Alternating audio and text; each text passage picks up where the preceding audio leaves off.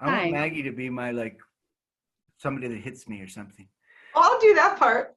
See? I'll do the. Oh, she had the Marshall going. Oh, no, that was terrible. Jules was just saying, do record. And in 30 seconds of seeing your name, Andrea, waiting to come in the room, I forgot again. We're here for you. It's okay. We'll remind you. If I get any lucky, I'm going to poop myself. Andrea, don't drink when you're teaching. You have to stop that. This is tequila, by the way. Lena and I are really big on tequila, you know. I added the lime for you. You got the lime? I'm getting some salt. And Maggie's going to table dance. Oh, yeah. Oh, yeah. Or Julie, she's like, what are you guys talking about? Julie's a We had, librarian. like, a private session. You know about them librarians. They're like, la, la, la, la, la, la, la. And then they go out and have half a tequila. They're like, wow, yeah. That's the kind of thing that goes on there. I know it. I wasn't always a librarian. Let's leave it at that. Oh! Aha! It comes out. You and Caramia Biaggi, huh? Going out and getting them drugs. Doing them dances. Maggie can barely keep up with me. Let me see if she's ready to judge me. Almost. She's like, hell yeah, I am. Hell-bound demon bastard from hell trying to teach me Qigong, huh? Ah, oh, that worked. That was okay, but your whole body has to move. I wish somebody would be interested in self-defense because it's one of my greatest gifts. But, you know, I said to somebody this morning in town, it's like the most difficult spiritual subject. How do you do the step one? That's self-defense. Because if you actually remove the covering that says that I have an issue or I'm afraid or I'm vulnerable, then nature rushes into you. When nature rushes into you, you develop extreme, extraordinary, unique physical strength, magnetic strength. And then you look at people and you see their, you know, holes, like if you're in the 7-Eleven or wherever you go, you know, and the bad guy or the weird guy or the whatever person, gal, you know, you feel like you're not afraid of them anymore. 95% of any kind of a thing that makes you afraid when you're out and about in the world is just gone because you have X-ray vision and you can see how vulnerable people are. And that's like the true martial art masters. They know that they have to be super gentle. Like I want to do more of this stuff with Lena, you know, have her rolling around with me and sitting to me and, you know, this kind of stuff. And I know how to be that gentle. Oh, Andrea's like, but she don't, you know, she doesn't want to do it. I'm like, so you become really, really gentle with understanding how vulnerable you are and how vulnerable other people are. Okay. We're going to try our best to slow down time and stop time and reverse time and welcome in our entire genetic history, all of our futures that are at play, and really be a student, really be somebody that is receptive to this moment with these circumstances and these relationships. Andrea, I had, I don't know how long, dreams with me and your son in some kind of a war thing. We weren't fighting, we were like at the base. And I don't remember hardly anything, but just a couple bits. Thanks like for he was already pre-processing. at the base. Thank you for pre-processing for me.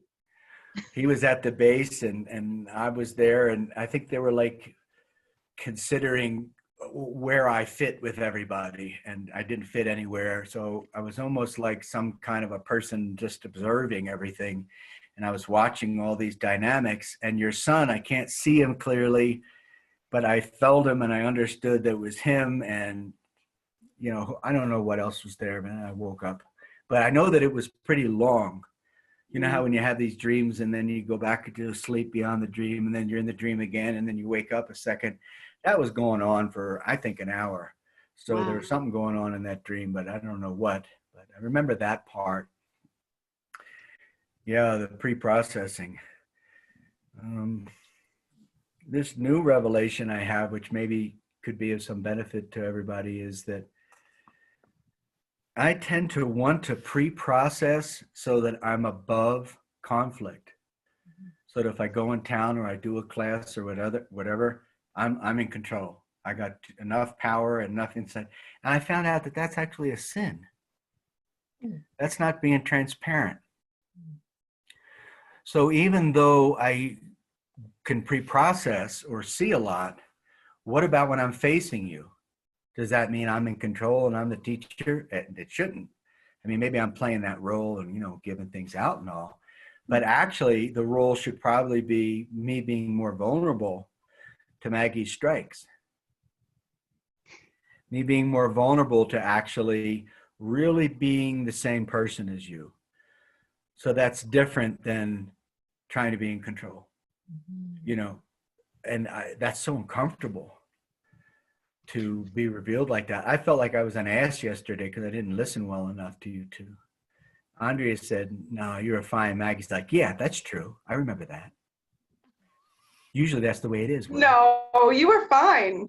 Yeah, totally fine. We were like all one. We had a private session, Maggie and I, with William. That's why.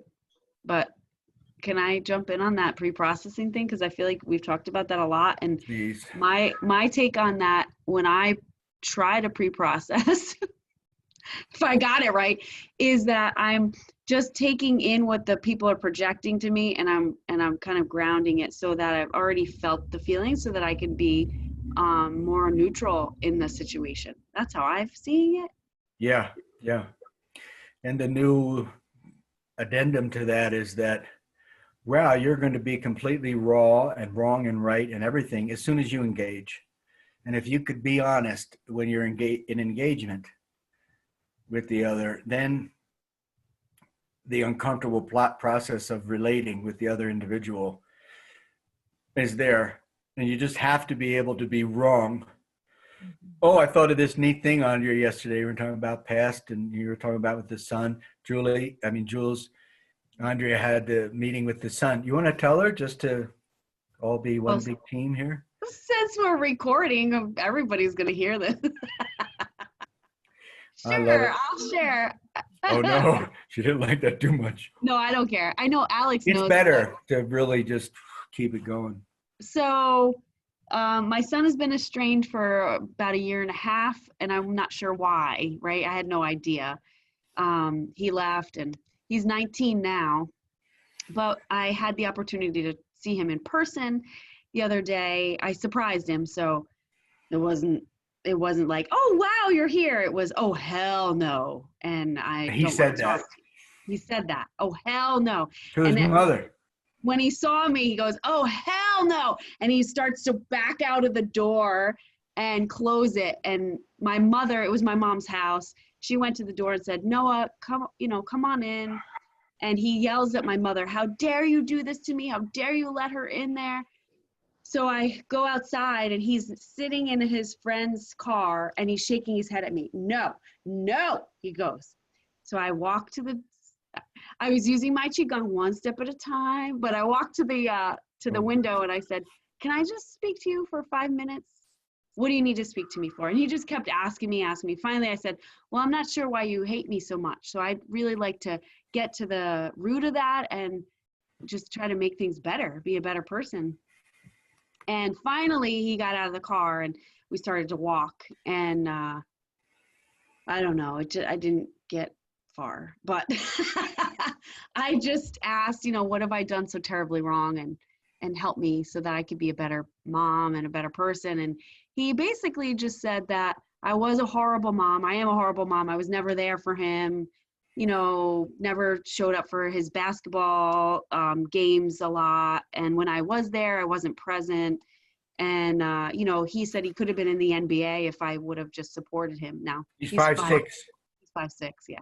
So maybe he could have, but yeah, sure. Anyway, and he just said kind of, I don't know, I'd say mean things, 5'6". In those moments. And I was telling William and Maggie yesterday is like, I just let him spew, you know, and I just said, let this just land and let this just land. And I don't need to defend myself because I know my piece of this. And so it was an hour later that we walked the same circle over and over. And I felt like I just can't stand here anymore. I'm so exhausted by this conversation because I wasn't getting anywhere.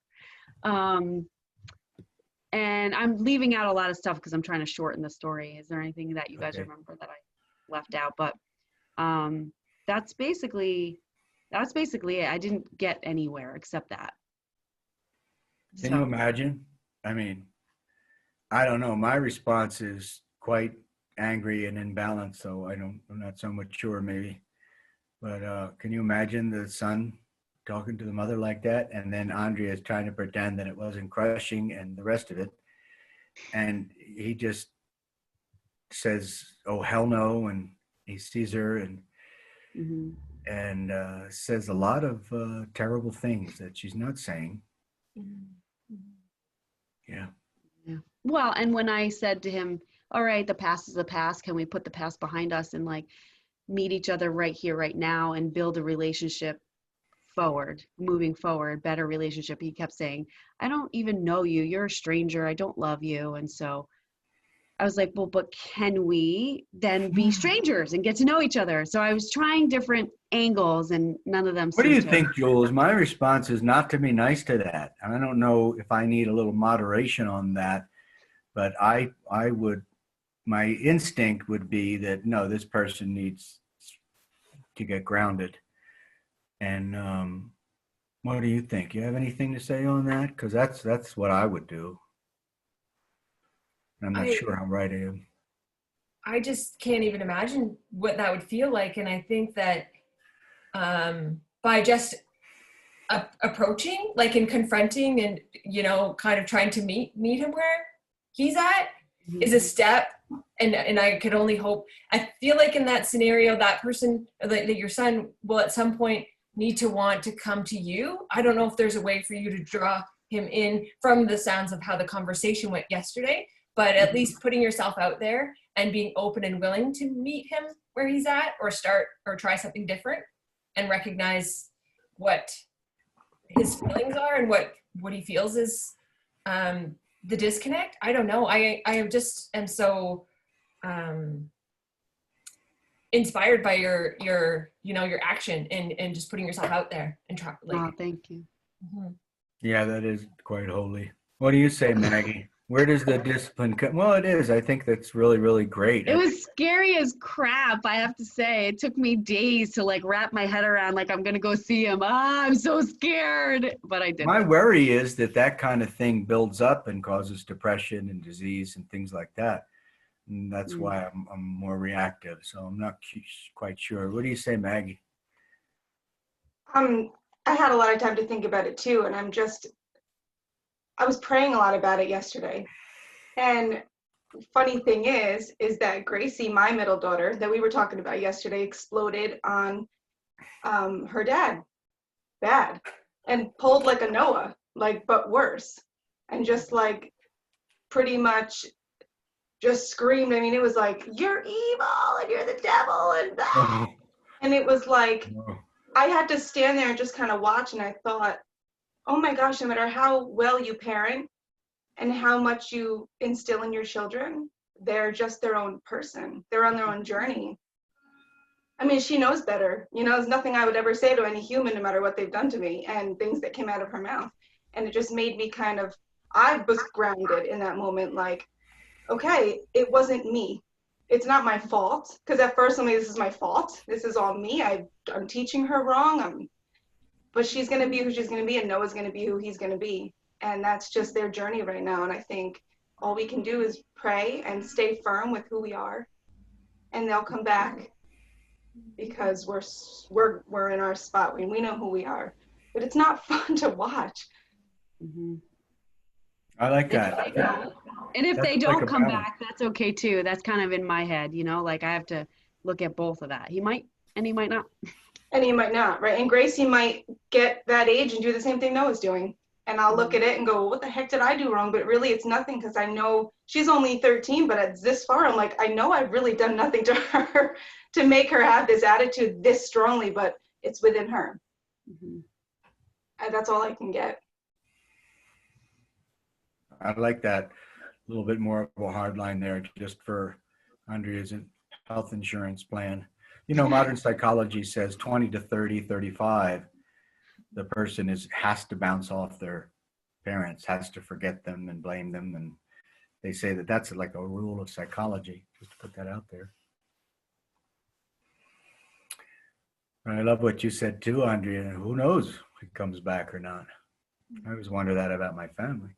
Mhm. And now I am in the place of, well, I am definitely too busy at 53 years old.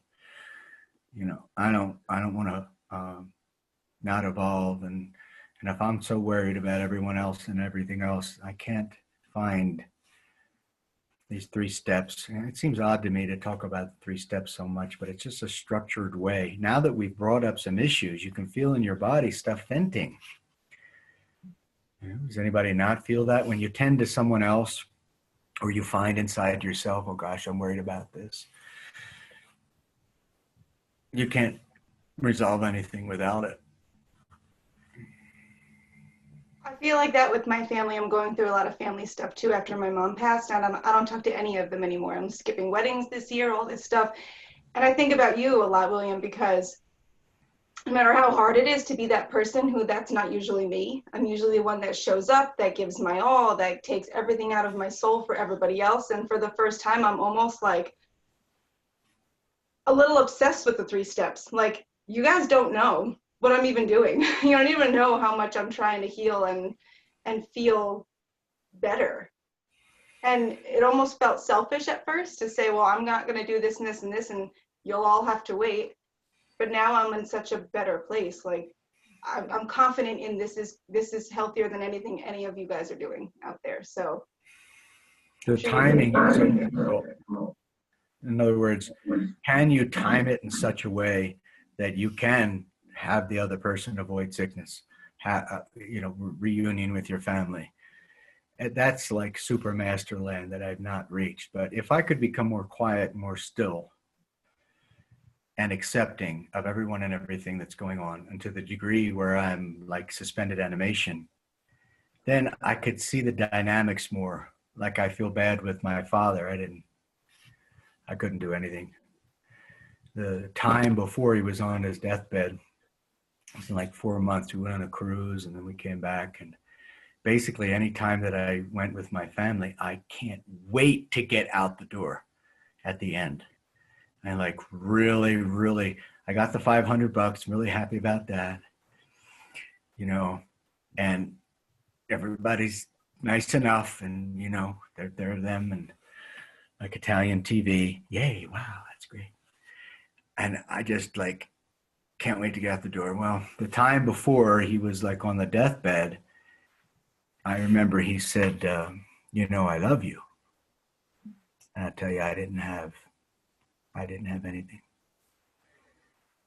All I said to him, you're my hero, which is kind of true. You know, this guy was an amazing guy, came from nothing and made $10 million and holds records at golf courses around the world, and all kinds of great things. And I just didn't.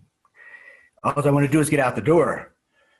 And he was trying to reach out from his half-stroke sort of weird world he must have been living in at that point, but basically could still talk, and said that to me. And I just kind of like, because I always got to be like the best martial artist with everybody, no matter what they're saying in the family. I have to make sure that I'm faster, because I'm just afraid that I'm going to get pulled into some kind of a thing that I'm not able to pull myself out of. And now that I'm an old man, when am I going to pull myself out of it?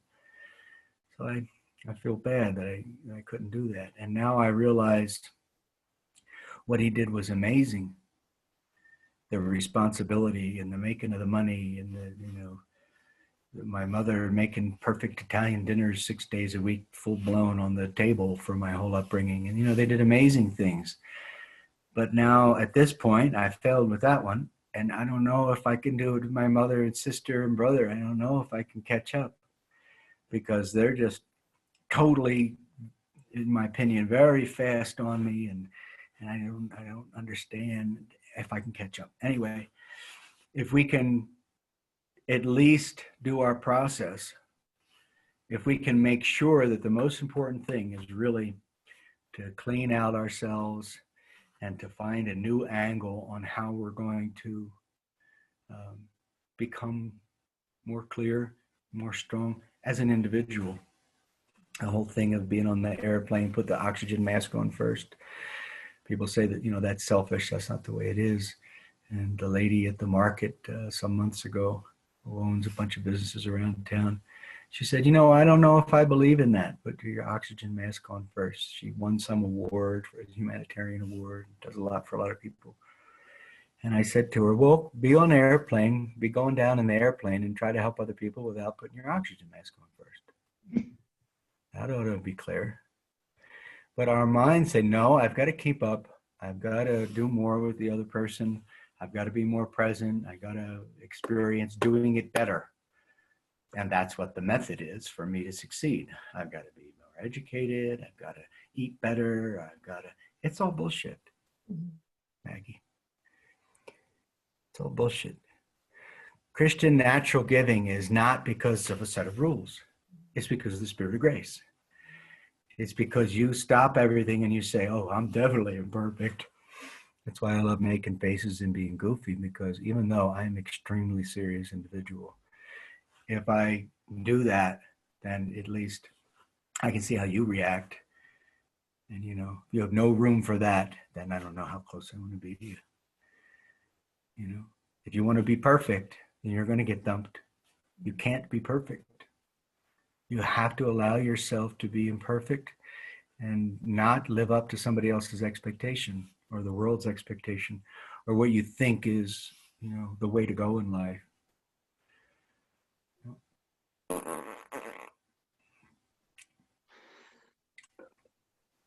Step 2, slow down and receive help. So now that we realize what's exposed in our genome, what's exposed in our behavior, what's exposed in how we did it wrong, that's the mastery of it, The mastery of it is how are you wrong? But that's really tough to get to with people. That's a little bit advanced for people. So I'm not really allowed to say that much, but when I teach, boy, I'm going to say it. I don't care. Because that's the deal. Because I'm only trying to teach myself. This is just extra.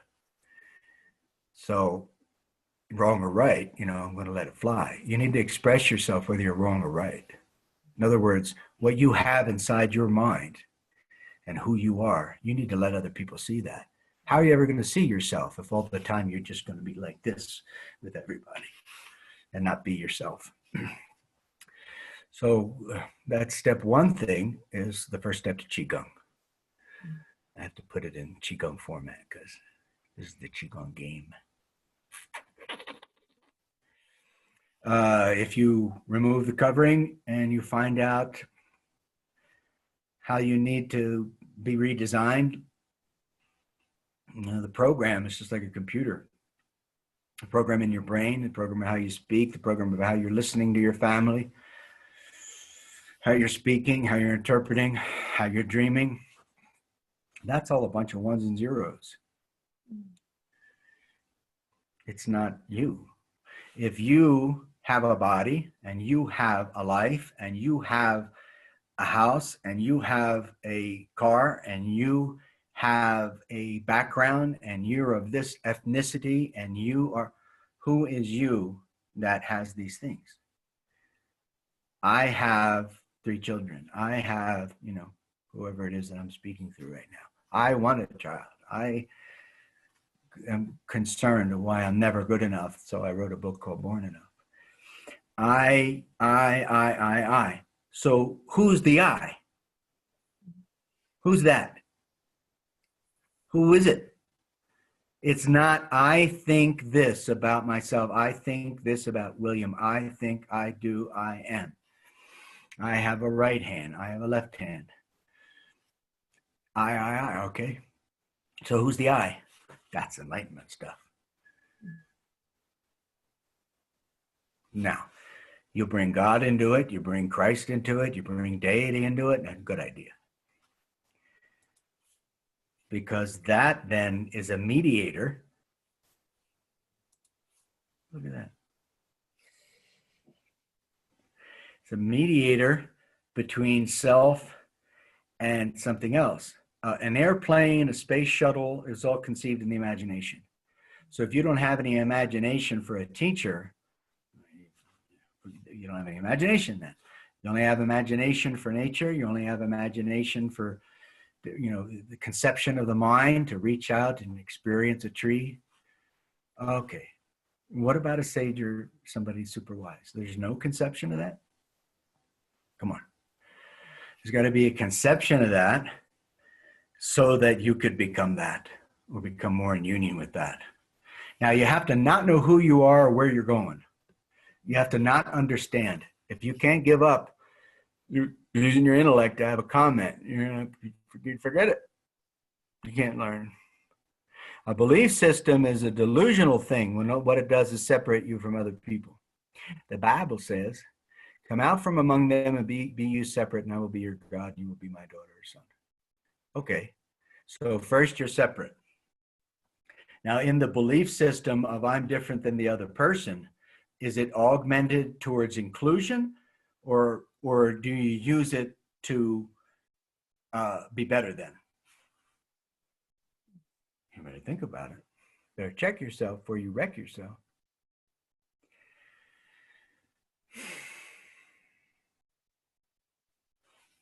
How come I always go like this? Andre's teaching me how to smile, and my honey bunny is teaching me how to smile. I don't know how to do it. All right, let's go bounce around and go, oh, the tree.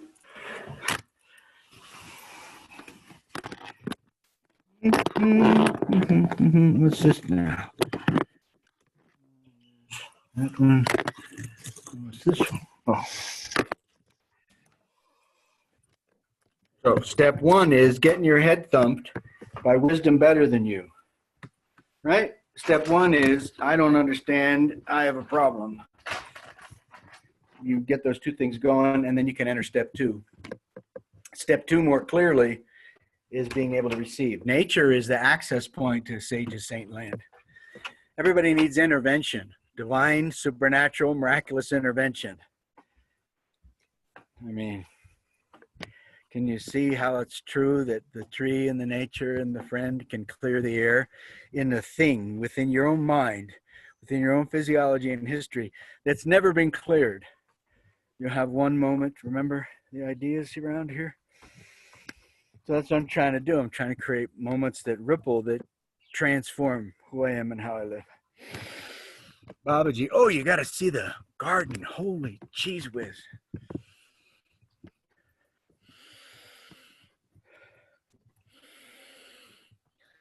How about them apples? Gigantic squash. See the tomatoes? Raspberries, and the corn is like almost 3 feet high, I guess. And like 20 beans, 20 lettuces, 4 tomatoes. Is that right, honey? Yes. 4 tomatoes. I don't know how good I'm doing with the camera work. 20 kales, maybe? And then the flowers. Flowers on every corner, and the front flower garden is through the roof. Inspired by Honey Bunny a la mode. I would have never had all them flowers there if it wasn't for you. And I still have to get better next year at it, I guess. Okay.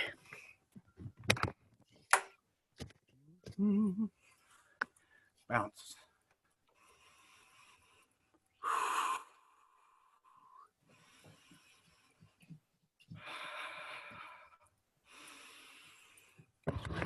Oh, it's gonna be keep bouncing.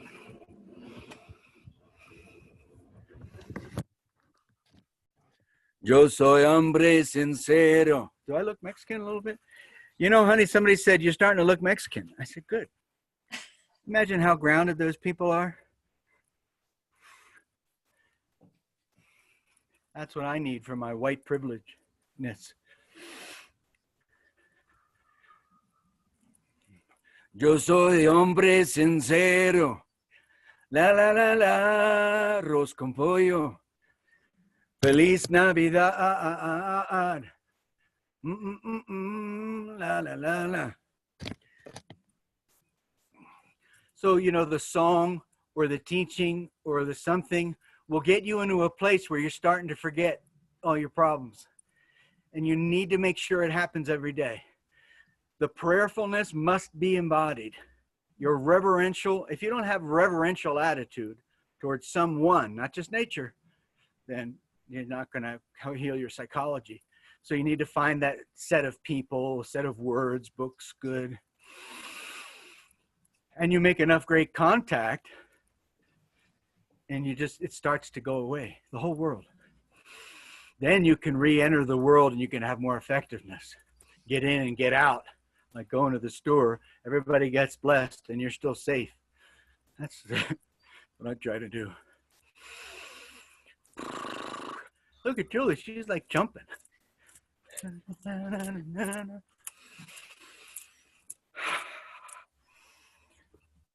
1, 2, 3, 4, 5. Okay.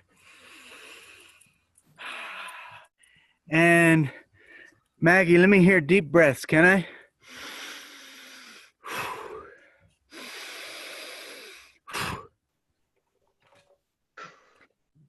The deep breathing is hard to do through the nose.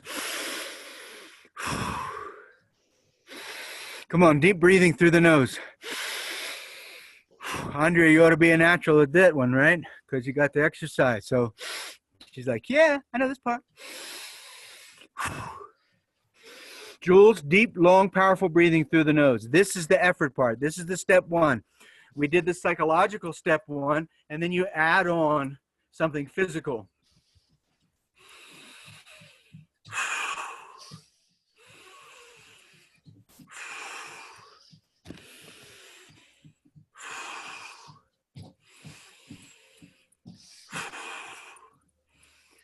Oh my God, what the heck is Julie doing?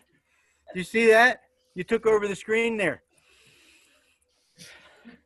All right, shake it out. Head. Head.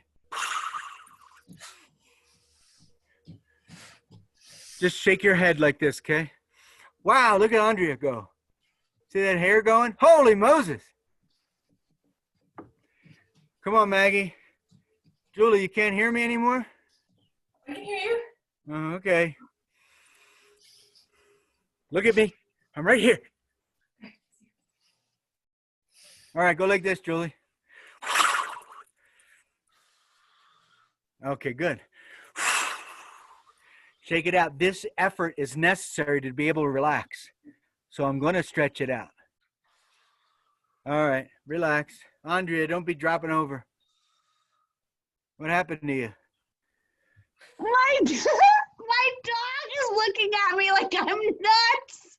Well, we are nuts. This is the Nuts Patrol. She's like,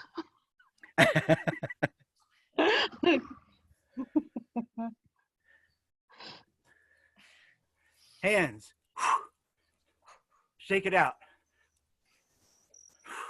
There's a mutual disease dynamic between us and other people in the areas of where there's problems that grate on each other. So shake that out. Shake it off your body.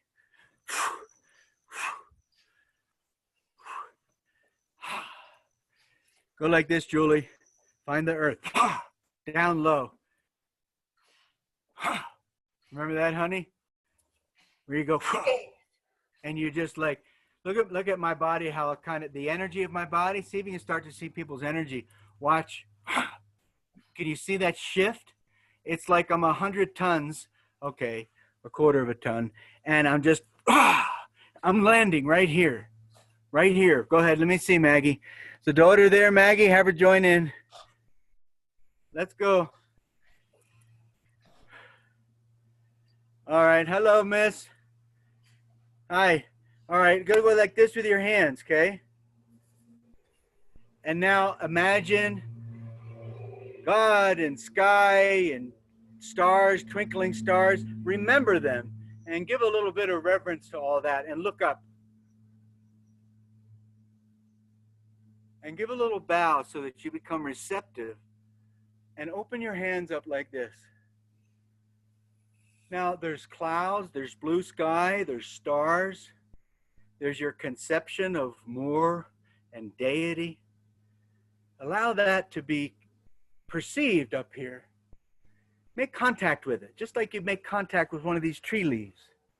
Make contact with this and gather in the feeling.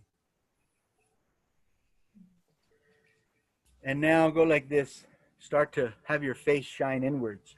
Look inwards with your eyes, your ears, and touch your heart and bring down. Prayer hands. Now, how many feelings of nature's nourishment? Does that make sense? How many feelings in nature that nourishes you can you contact? You got the tree. See the mountain back there? You got a 14,000-foot mountain over there. There's rabbits, my cat, your dog, your cat, mountain lions, bears. Stand like this and see how many nourishments of nature you can feel at one time.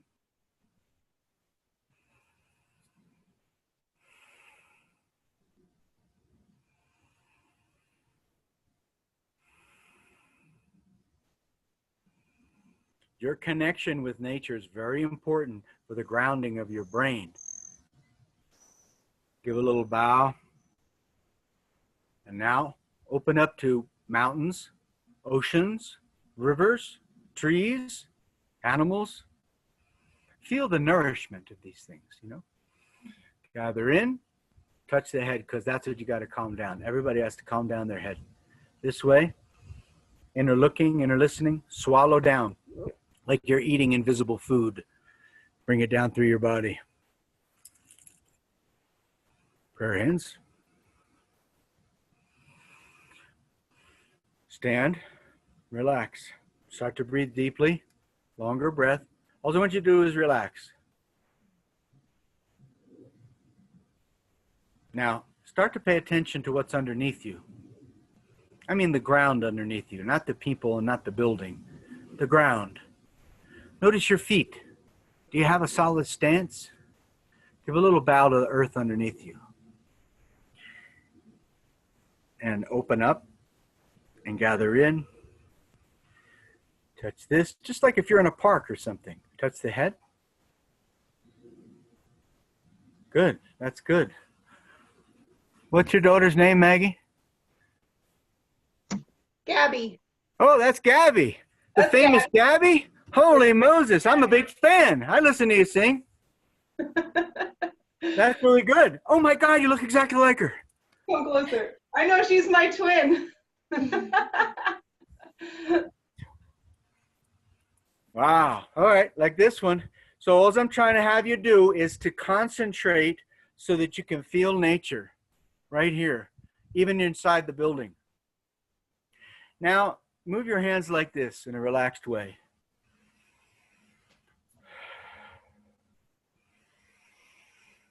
You want to extend your attention span. You don't want to always remain stuck on go. You want to relax sometimes in life. Move your hand all the way to the back of you like this. Okay, and then put your other hand up like this. Now, this tree and that garden and that mountain, they all have feelings of nourishment that's given by life. If I'm stuck in my head, I can't feel it. So you could say in your own mind, you could say 10 to give you structure. And for 10 seconds, try to connect with the nourishment that's all around you. Okay? So you have prayerfulness, you have scripture, you have good things, and you have nature and your own person. That's where it gels. All the way back this way. Touch the field. In the air, there's lots of things. What's in the air of your life? Clean it.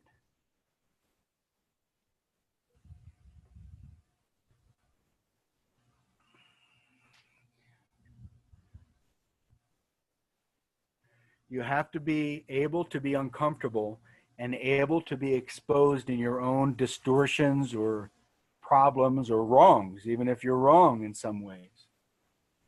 Because everybody has some wrong, right? Everybody has some wrong, right? What? This way.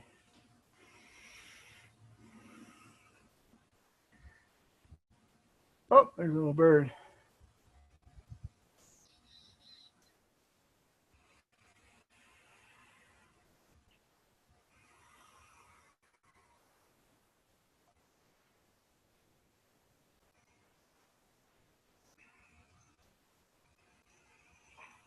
See if anybody's waiting in the room there. Okay.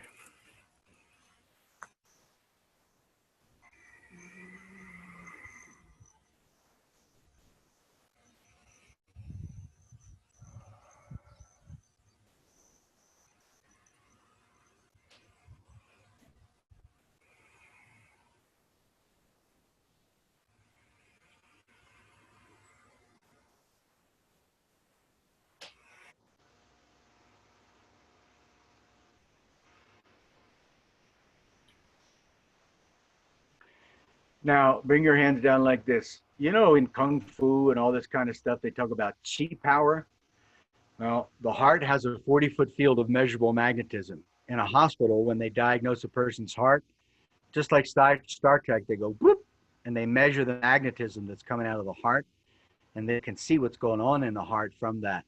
So chi and prana and yoga and all this kind of stuff is all quite real. Just scientifically, it's biomagnetism. Okay? When you push a shopping cart, let's pretend you're pushing a shopping cart, the energy to push that shopping cart goes out of your body if you're not using your muscles.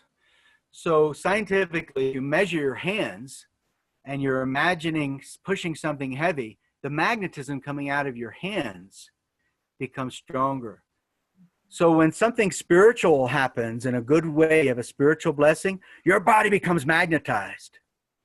And that's related to this kind of an exercise. It's just a way to help the integration of spirit, mind, and body. Now, if you're opening a cabinet, pay attention to what you're doing. Integrate your joints. So let's open a cabinet and close the cabinet.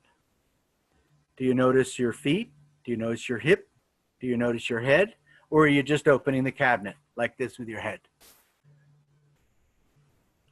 You see, Gabby? That's your hand.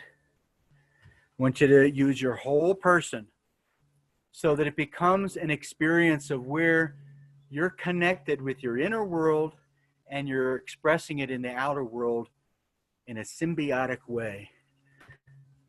Andrea, stay on your feet. Stay on your feet and get some knees. You've got to have bend in your knees in life. Otherwise, you'll have knee problems when you're older. Like this, and like closing it.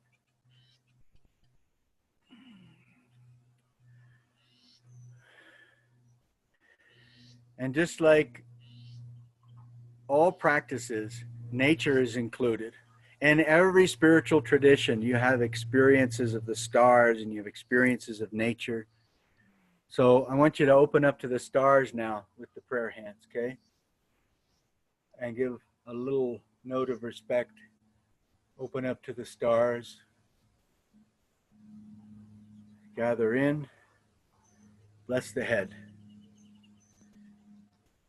Bring it down through the body. Now there's this form called One Finger Zen. We're going to do that one, okay? Ready? Om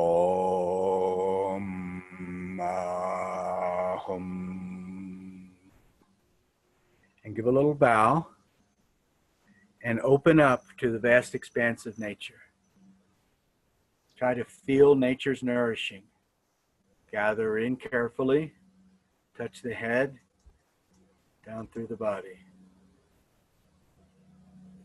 Hands come up. Okay, and stay there. So all we're doing is paying attention to our own mind and body and spirit, okay? So whatever your religious belief, whatever your personal belief, that's great. I'm just saying pay attention to your bones and to nature as well. Let your spirituality become grounded. Don't be so spiritually minded that you're of no earthly good. Don't be so stuck in the sky that you can't bless people's lives. Put your hands like this and try to feel the magnetism between your hands. Okay. And now open up like this. Gabby, equalize your weight more on your right foot. Thanks for listening. I'm very mean. Like this, strong stance, okay? So that way people can't mess with you as much if you have strong stance, strong feet. Make sure you're balanced left and right. All right. Like this. That's good, Andrea. And slow it down a little bit so you start to feel that magnetism. Imagine that there's a ball, a big ball, and you're pressing the ball. Again.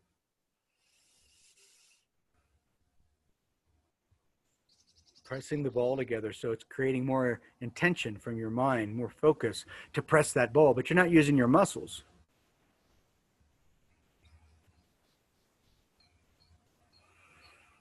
Like this. Okay. Now notice the equal distance of your fingers. Are your fingers fairly relaxed and even? Make your right and left shoulder even. Little bend in your elbows, Jules. That's really great, Andrea. Great, Maggie.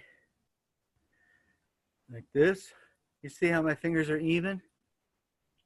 Just make them relaxed. If you want to have more strength, be more relaxed.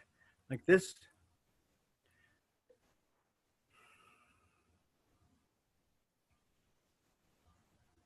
Like this.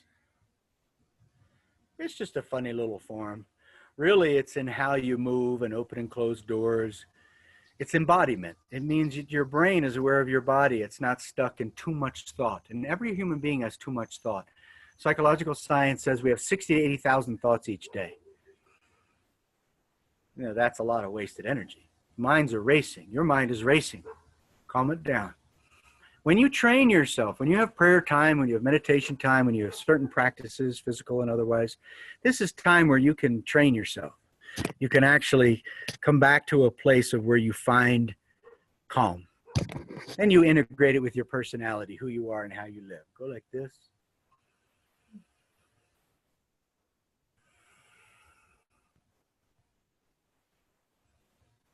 Like this.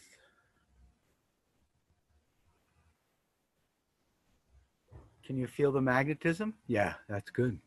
That's good, Gabby. Gabby's got a lot of magnetism. Like this.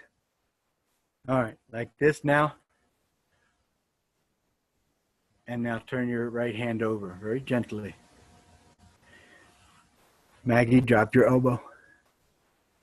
Be relaxed. Maggie's more, Gabby's more relaxed than you are, Maggie. Like this. And now we go up and back. Feel the magnetism? It's science. It's not pseudo silliness. I don't do pseudo new age bull. Like this. You feel the magnetism? So your temperature changes. All right. That's just change in magnetism. Every cell in your body has the north and south pole of magnetism and receives and emits information. The planet has a north and south pole of magnetism. You need to become aware of what is in your life by calming your mind. Little exercises like this might help. Like this. Like this. Bigger circle, biggest circle. Do 3 of them and make the circles even.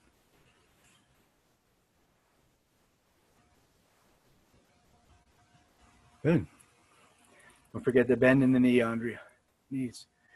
Now we'll start over and we'll do the other side. Om. You got to make some sound. It's not evil to say om or this or that. Come on. Om.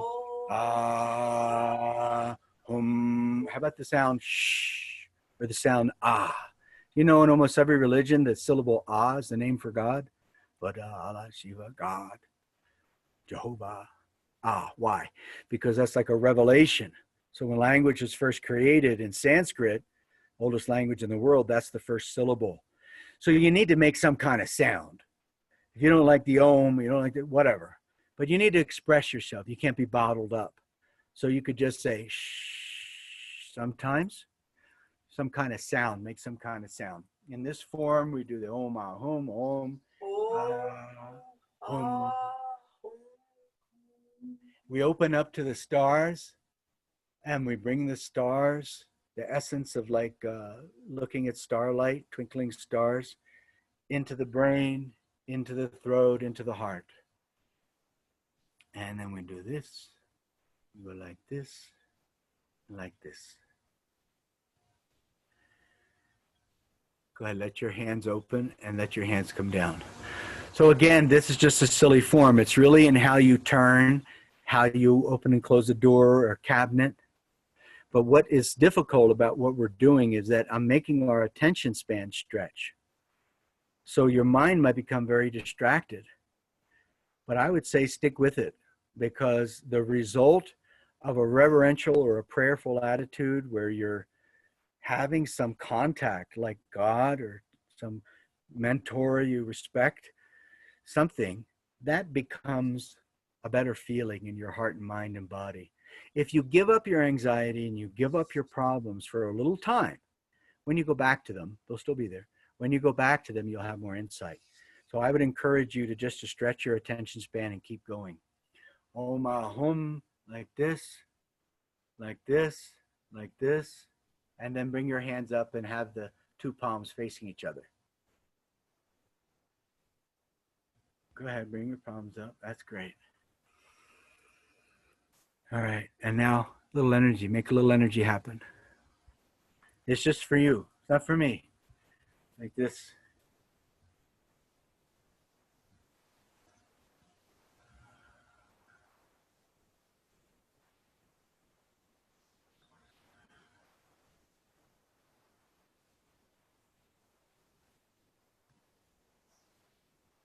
When you're doing practice, it always seems like it's wasted time. But afterwards, you'll see it's a better day. Most likely, you're effective at what you're doing. Right hand on chest. Left hand on belly. Now breathe in such a way that your chest doesn't move. Watch my chest goes in. That's true diaphragmatic breathing, which all sports professionals and doctors and everybody advocates. Try to breathe down so that you develop some power in your gut. Make sure your knees are bent and breathe in and out. Breathe all around. This should all expand on the inhale.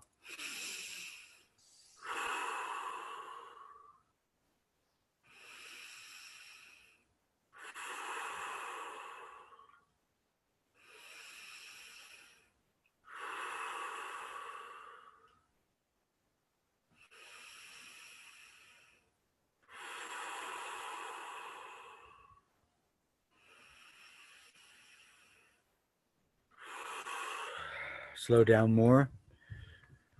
I'm going to put everybody on this side so I can see you better.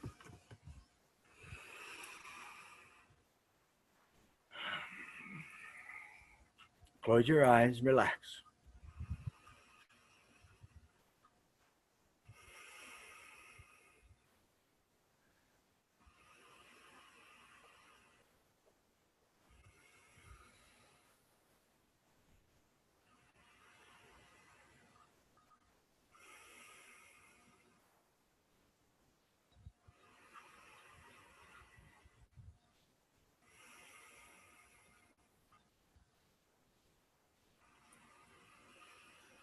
When you calm down, it's easier to see your behaviors. So you can wash all this stuff. Because that doesn't matter. Your behaviors is a computer program. Who you are is more than your psychology and your body and your behaviors and who you think you are and who other thinks you are. Think you are. You see? Oh, there's my cat. He's like a little lion. Taj, you want to come over and bless everybody or no? He's like, he just went away. Place the back of your hands, please, on your lower back. Can you feel your lungs move when you inhale and exhale there?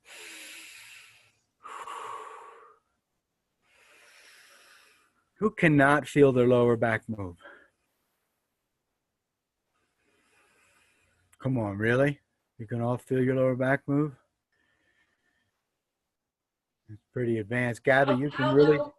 huh? How low? Like by your tailbone or just below your ribs? Little bend in the knees. You want to have on your ribs. So your thumbs are going to be on your ribs. Okay. Okay. And your back of your hands will be on your lower back. Okay. But you should feel it on your thumbs, depending on how flexible you are. If you can really feel your lower back moving when you're breathing, then you're in like 5% of the world. I've taught thousands of people, and almost nobody can do this. Everybody except Gabby has been learning from me for a long time, so they should be able to do it. But if you can really do that, Gabby, I'm impressed. Okay. I feel like really very much. Really feels it. Sorry? He really does feel it.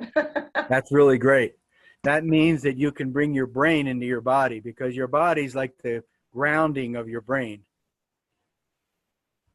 And if you're too active in your brain, then your digestion, your feet, your roots, they don't have any stability. So by doing this simple exercise, you can help your brain calm down. All right, let's go back to when we were here. And now do left side, where the left is on top of the right.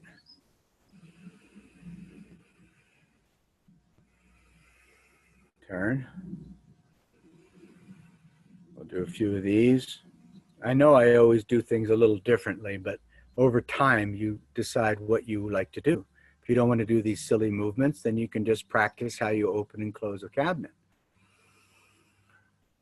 And walk through a door and sit in a car, and how you walk. That's the essence of this stuff.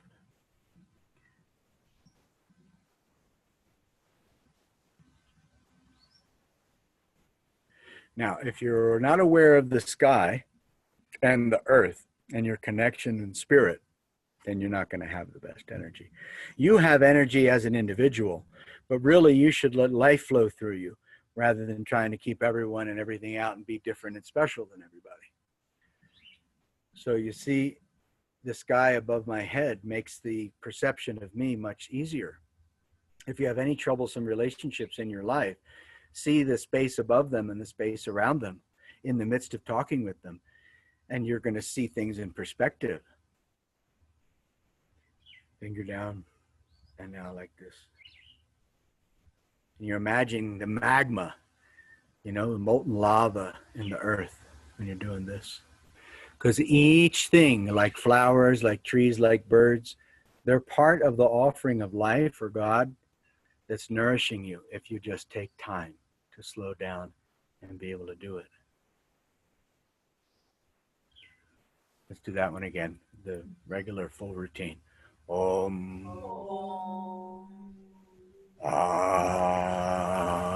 Focusing on bringing the nourishment in your throat. Hum. Bring the nourishment in your heart.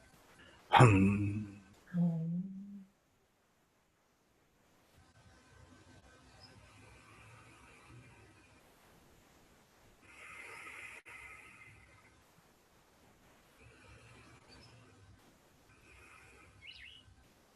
This form that you're learning was created by the same person that invented Kung Fu. A lot of extraordinary spiritual and physical abilities are found in the art and science of Qigong.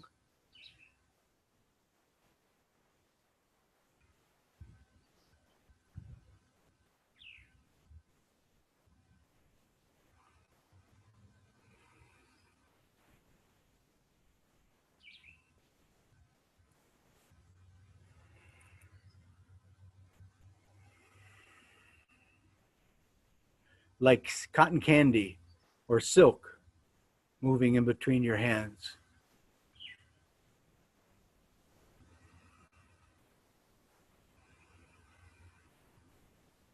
Small circle, larger circle, largest circle.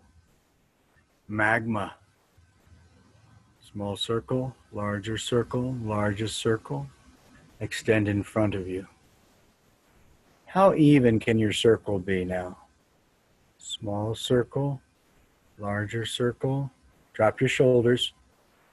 larger circle, like this, like this. Here's the beginning of the original Tai Chi form. You can just watch or copy as what you can. We're going to learn this over the next year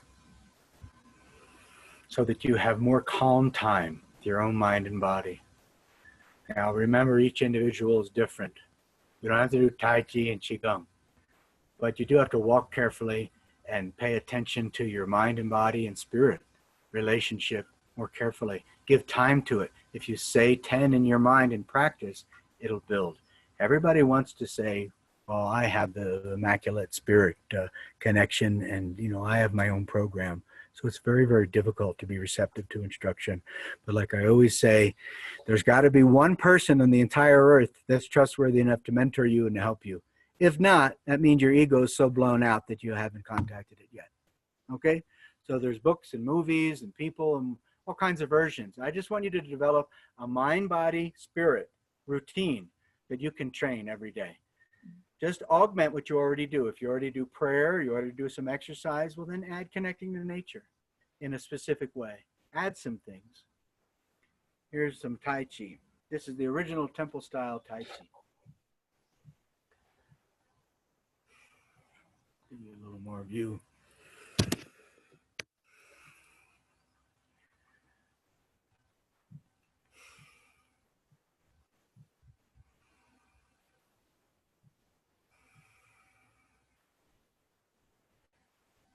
The secret to being the fastest is being the slowest. If you want to get more done in your life, you have to slow down and go about things more carefully.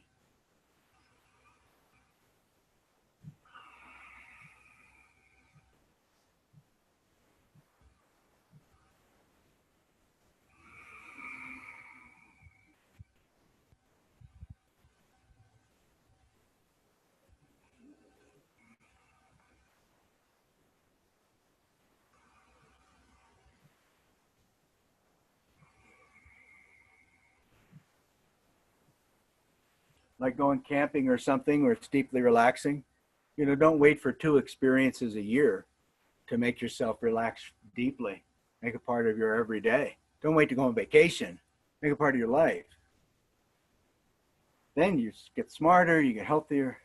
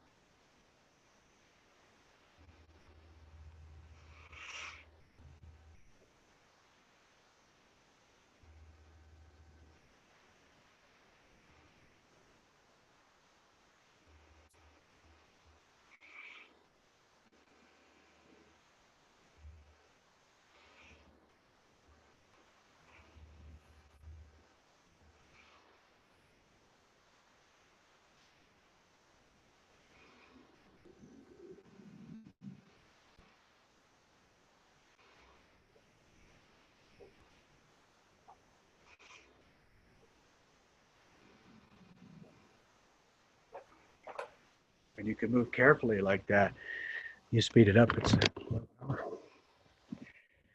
Yo soy hombre sincero. Oh, I love to sing.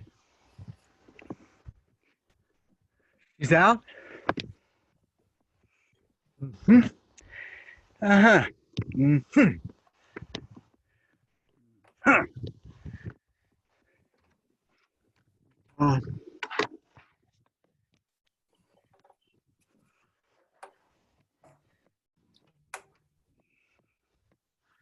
Yo soy hombre sincero.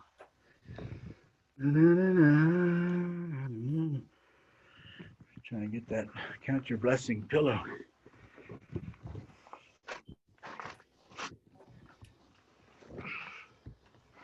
I'm going to tuck out while he's doing Tai Chi. I'm paying attention. Oh, I thought you ducked out.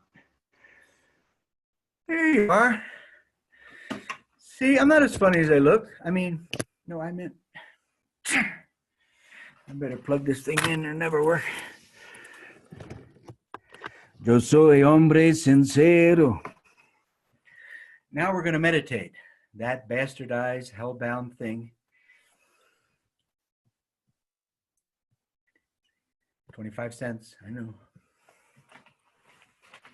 Oh, I got to plug in the volume.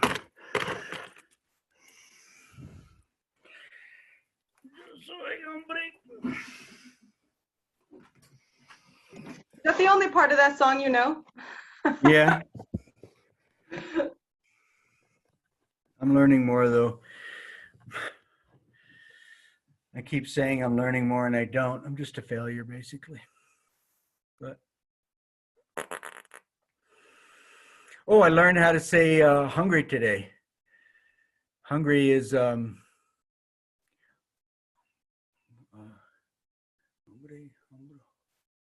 honey, what is it? Hombro? Hombre. Huh? Oh, you know. Hombre? Hombre? So it's, what's the difference between saying a person and saying hungry? Somebody? H-O is like hombre, right? And Hombre. hombre is H-A. Oh, hambre. Hombre. I'm sorry, honey. I think. And Hambre. Hombre, hambre. Si tuviera fe como un grano de mostaza. Esto lo dice el Señor. Cristo te llama en espíritu y verdad. Búscalo. You know what that means? Christ is in the spiritual search for him. It's a song in Spanish, and when I want to pretend like I can speak Spanish, I just say it. I think I'm getting in trouble right now. Honey pie, I'm going to put on the darn lessons today. Promise. Whew, it's hard to learn another language. All right. Now, what is meditation? There's a scripture that I have around here. Meditation is another language. There you go. Does she do it or what? Oh my gosh. Yeah, meditation is another language. Well, that'll kick me off. I don't even have to go to what I was going to find. You know, there's a lot of scriptures in every tradition about being silent. I meditated on my bed, sat silent with my heart. In the Old Testament says, as I meditated, the fire burned in my heart. What is this, all this stuff about meditation? What does it mean? Well, let's just look about the science, okay? I mean, if a medical doctor or science says if you have more brainwave coherence, means your brain is coherent. That's a good thing for you. Well, that's like meditation. Prayer is talking to God. Meditation is listening to God. Where does nature come into that in your world? You make up your own mind. I'm not, you know, an enlightened person or anything, so I don't have things so much to tell you, really. What I'm trying to do and what I do in my classes and everything is I give people lots of options. And I say, okay, what do you want to do for spiritual training? What do you want to do for psychological training? What are your psychological weaknesses? What are your behavioral weaknesses? What are your strengths? What do you like in nature? Do you like a tree, a flower? Try to choose some things. Do you like a bear or a cat? Try to be aware of where you are, which is here. You're there, right? You're here where you are. Don't be so afraid of whoever's in front of you that you got to use your intellect and just dice them up and dismiss them. Because that's what everybody's going to do with me. Everybody always does with me. Just use your intellect and say this and this and this, and then that's it. I'm gone. I'm out. Well, if you reach real wisdom in life, like scriptures, like real wise people, you can't get away with that anymore. With a little mini human like me, you can get away with it. But when you come up against like super wise people or something like this. Like say you have 5 quotes and you write those 5 quotes down. You're never going to equal the wisdom of those 5 quotes. So now you're a student. You write down the quotes, you write down the place in nature, you write down the scripture, you write down the beliefs. And you are a student. You're not a teacher. That's the great secret, is to be a student. But you, and me too, are so afraid and so in shock that we can't do anything but have a commentary on anything anybody says. It's not going to work in the long run. That's what life grinds us down with age. And hopefully, at least with age, do you think I'm balding? Hopefully, at least with age, you get a little humble and you go, okay, I'm going to try to listen more. Like the Spanish lessons, it's torturing me.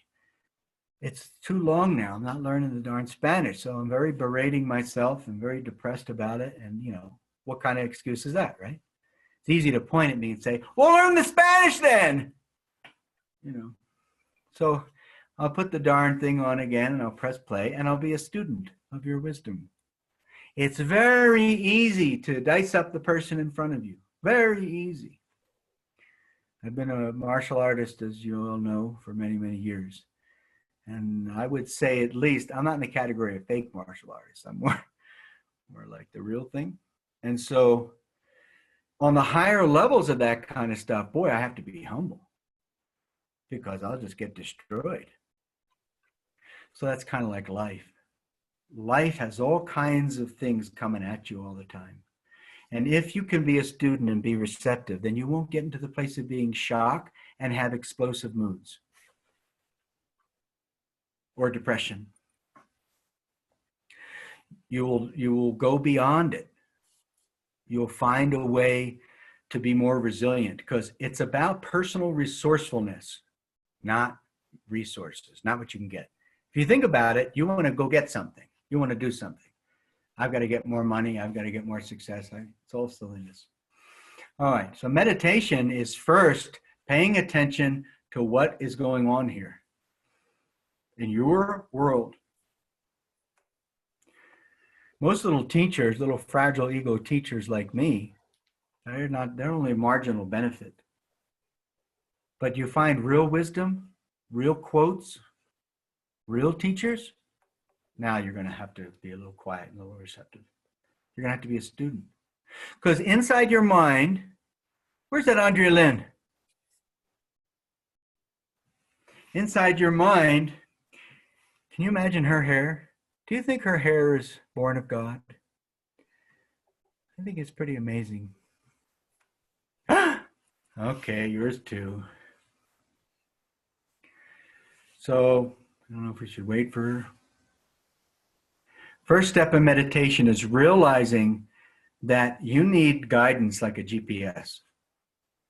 That your whole addiction of being the knower and waiting for everybody to realize how special you are is a road to doom. You want to be special? Be ordinary. You want to be powerful? Be weak. The Bible says, suffer it be so for now, for it's good for us to suffer injustices because our strength is made perfect in weakness. And you can test anytime I say something. I'm happy about that. So it says the strength is made perfect in weakness. So if the strength is made perfect in weakness, are you doing the first step of meditation, of spiritual communion, of life, which is to reveal your weakness? Or are you so afraid as being revealed as not good enough or not competent or whatever, that you can't do that first step? I tell you the truth, we all can't do that first step because we don't feel safe. So if you make a list and you work on that list, Andrea, you'll find another new contact. I'll say something new, somebody else will say something new, you know, and you'll be like, yeah, I got it. And now you'll start to relax because your brain, your cortex, that's the place that has to relax, this part of your brain, cerebral cortex. If you're really upset, somebody blesses you there, right? That's where you get the hands on the healing, all that. So this part of your brain needs to stop being in shock about what's out there. You can do that by telling the truth that you have personal issues. You with me, Gabby? That's the first step. Be receptive. Second step is to find out where it is in your brain that you could use some education and some nourishment from nature, and start to change the direction of your eyes. Have your eyes go this way, go inward. Start to slow down. So slow down your breathing patterns now. Make it longer, calmer, finer, slower, more even, and just relax.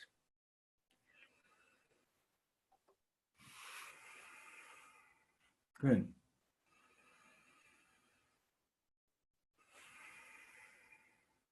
Make each breath longer than the previous by counting. Count, say, 5 seconds on the exhale. Pause for 5 seconds. 6 seconds on the inhale. Keep adding a second and keep relaxing. You want to be more protected, you have to be more receptive. Because when you're more receptive, you have more ability to move and shake with whatever's in front of you, whatever's coming at you. Whether it's a family member, whether it's your own ego, whether it's your own fear of life, you know. If you can calm down and slow down, kind of like when you are reading something or singing something or praying something that you really enjoy, all of a sudden you forget your troubles and everything extends. Your brain rhythms extend. When you go on a vacation, your brain rhythms extend and you land in your vacation destination, and then all of a sudden you find peace of mind. That's okay, we're going to get there. So right now it's like, you know, you got the ticket to your vacation destination and you're slowing down your brain. You're like on the car ride or you're in the plane. Good. Longer breath. Don't go right to no breath. This is the second step of longer breath. Longer rhythms. Julie, let's make that posture shored up, okay? All right? Let's straighten the posture and stuff. It makes a difference. Yep. You get to be seated really strong. Soften your chest. Soften your face, your brain, and start to ground like you're going to sleep. The body gets heavier and heavier and heavier. Jules teaches meditation. And the first step, as she knows from this insight meditation, is paying attention to your breath. Why? Because that's what's here. If you're very quiet, that's what's here. Don't go off in your brain yet. Don't go off into devotion yet. Take a time to ground yourself. Good. Longer breath, longer breath, longer breath. And don't tilt your head back unless you're in worship. That's more like the third step. Right now, we're just calming down. So you want your nose in line with your navel, ears in line with shoulder. Very even. That's great. Okay.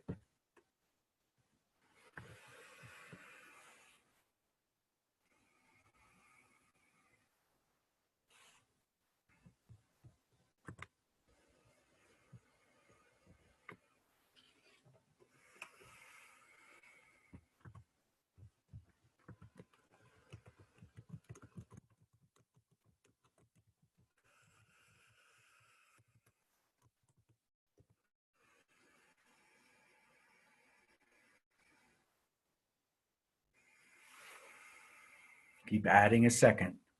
Count. Believe me, you're so distracted and erratic in your brain that you've got to count.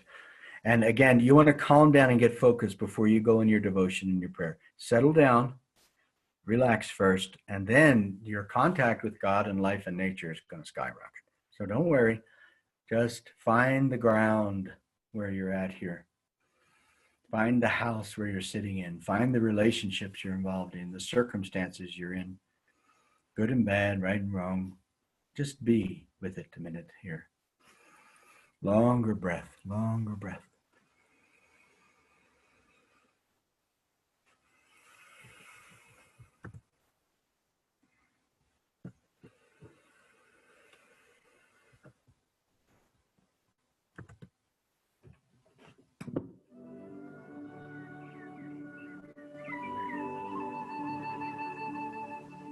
Let me get some pure birds.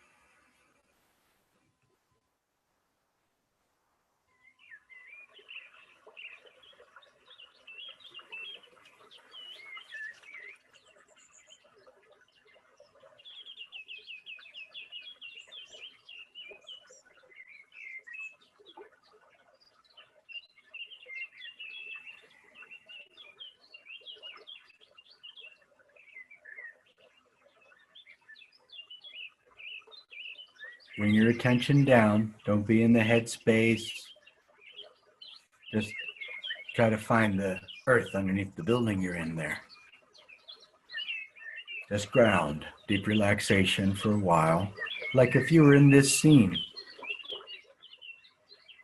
It would work, right? You got to learn to do that while you're facing people. And if people behave in ways that are not forgiving and receptive and things like that, then you can discern that they're working through something. And you can discern that about yourself. You don't have to judge it. Big difference between judgment and discernment. Calming down. Watch. After I get done talking now, I'm going to breathe one breath. Challenge yourself. How long can you make your breath?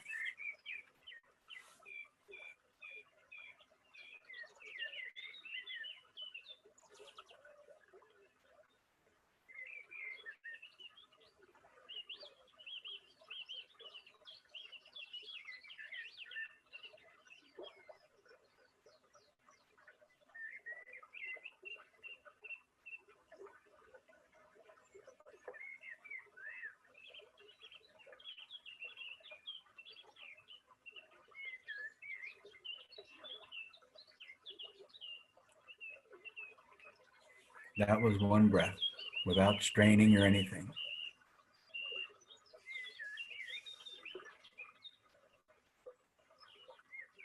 Longer breath, longer breath.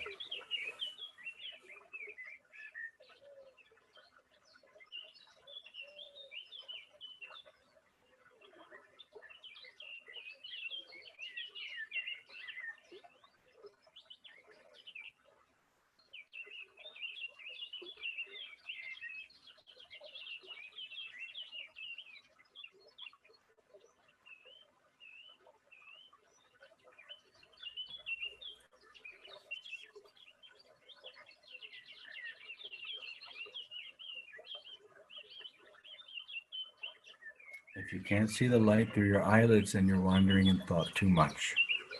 Remember that statement so that you know you're just going to keep calming down and begin to start some kind of prayer or some kind of great contact.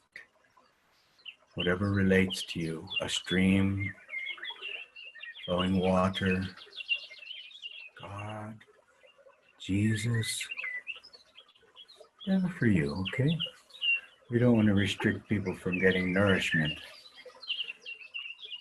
Life is all giving. Like the Bible says, the rain falls on everybody. The sun shines on everybody. So you've got to forgive that guy, that gal, that father, that mother, that whatever, for your own health. And it gives you more ability to understand the person's unmet need. Because everybody's coming from a place of starvation. Pay attention to me, this stuff. But you're going to be stronger if you can just trust and find your way to a moment where you're beyond thought. Be still. Be still.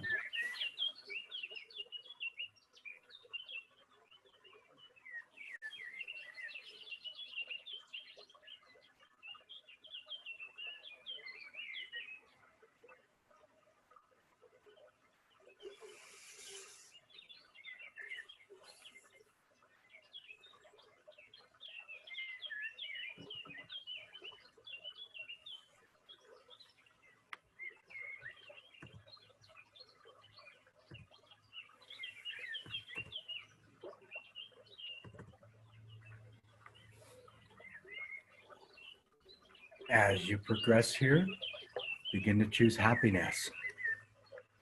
That's what happens when you really make great contact and all of the fatigue goes out because of this dream or the friend or something. So you just say, I'm going to be happy because I want to be happy. I'm going to sing my songs because I want to sing my songs.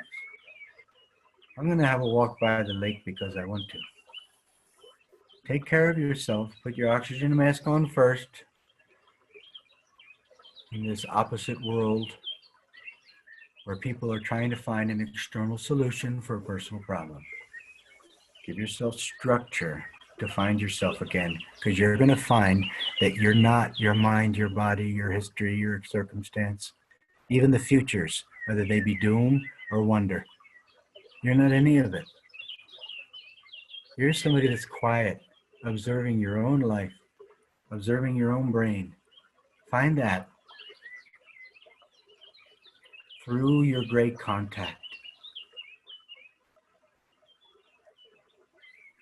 And begin to alternate between natural pauses of the breath and then deep sighs of relief, relieving grief and whatever. It's the structure. Do the structure. Over time, it'll become natural, just like the scene in nature. It's become so beautiful, like Andrea's hair.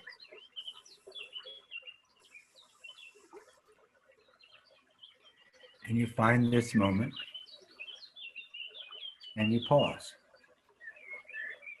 What's the great contact for you as an individual? Is it your best friend? Is it God? Find it to the degree where your mind becomes quiet now.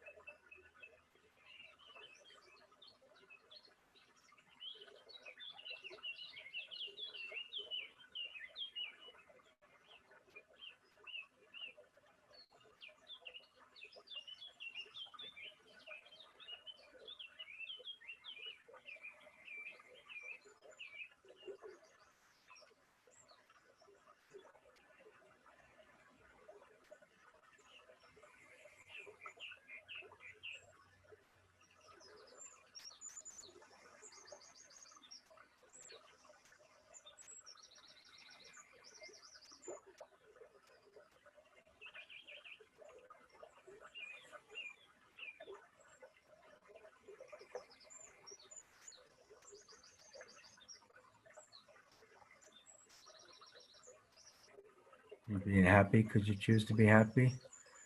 Right in the face of all this stuff, Andrea. Yep.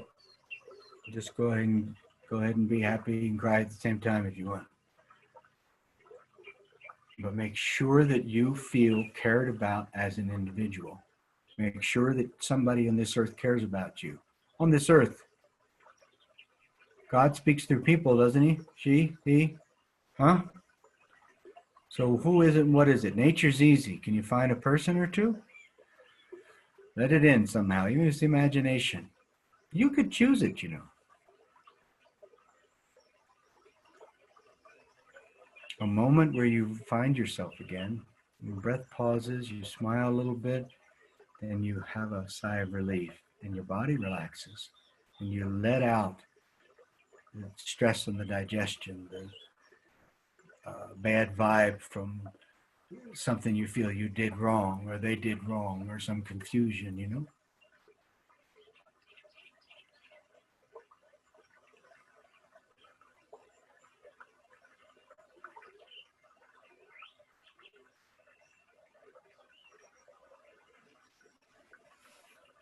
Take no thought for tomorrow, for every day has enough worries of its own. JC. Take no thought for tomorrow? Well, so if you're following the injunction of that scripture found everywhere, then you're going to feel peace of mind because you're going to take no thought. If you have no thought, you can think genius thoughts. If you don't try to sing, you'll be the best singer. So forth. So just find out how your mind, body, spirit routine results in this peace of mind.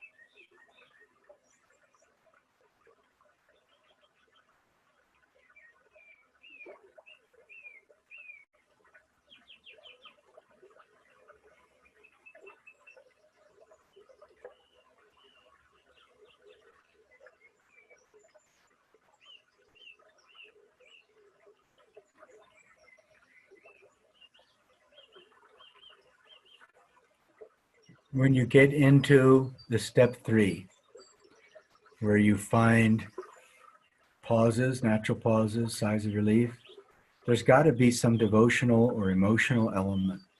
Has to be touchy-feely. Otherwise, you won't get there. It's got to be something that's emotionally meaningful to you, where you're the recipient of grace. You're just a recipient, a patient. You're not doing anything.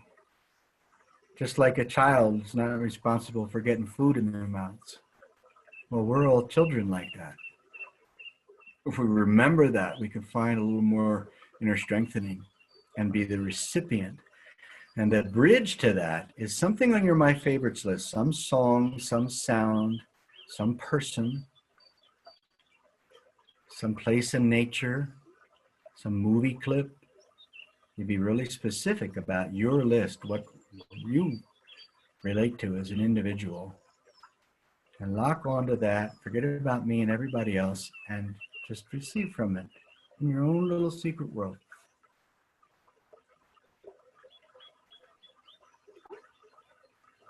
You've got to endure the exposure of your own distortion to be ministered onto on deep levels of your person.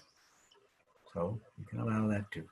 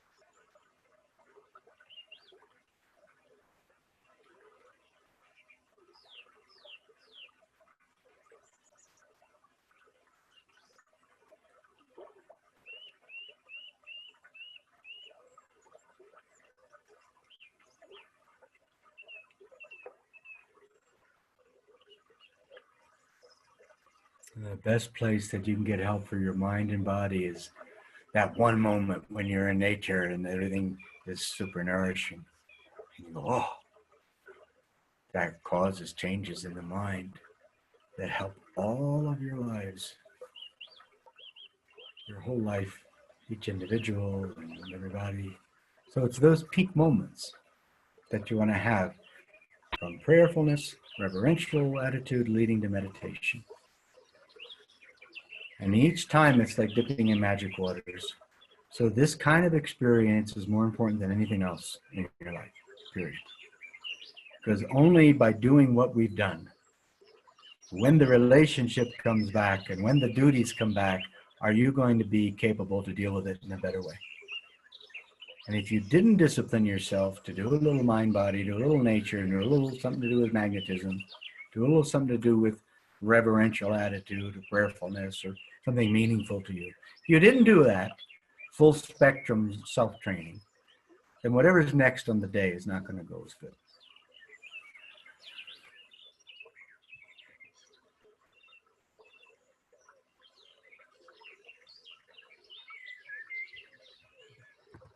It never works perfectly. There's no great answer that I know of. But if you do your talents and your good habits and your good hobbies, and you give yourself some forgiveness for whatever's wrong, and you devote your life to your own self-refinement, and you make sure that there's time for that, and you improve in your ability to receive direction from the proper sources, you improve your ability to connect with nature. You know, this is not, as they say, rocket science. All I'm asking you to do is to make it specific and make it your own. Mind, body, spirit routine, leading to meditation. Don't give up on it, because you can always become stronger and better. But you're not exactly the best author of everything. See, your mind is like one computer, you could say. So is it connecting to the net? Is it connecting to God or life or nature? Or is it just constantly obsessing to figure everything out itself? It's constantly obsessing to figure out everything itself. All right? So just structure yourself 15 minutes a day, 10 seconds here and there, to make sure that you give yourself another chance in the midst of your own imperfection. Keep going. Do it for about 300,000 years. Get back to me. I'd like to thank you all for being here. If you've enjoyed our time today, click the link at the bottom of the screen and sign up. It's just $19.95 a month. Click the link and you too can experience authentic meditation. Okay, that was a joke. Goodbye, everybody. Bless you and have a beautiful day. We'll see you next time. Goodbye. Bless you to you. Thank you. Thank you. Thank you. Mhm.